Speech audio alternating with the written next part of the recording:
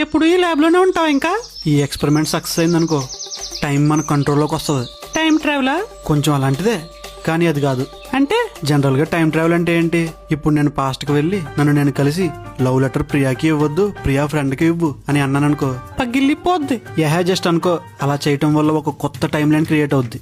ఆ time line లో నాకు అంటే నా ఆల్టర్నేట్ వెర్షన్ కి ఇంకా నీ ఫ్రెండ్ కి పెళ్లి అవుద్ది. మన పాస్ట్ అయితే ఏం చేంజ్ అవ్వదు, మన టైం లైన్ ఎలా ఉందో అలానే ఉంటుంది. అంటే ఇదంతా నా ఫ్రెండ్ అని పెళ్లి చేసుకోవడం కోసం చేస్తున్నావా? నీకు అలా అర్థమైందా?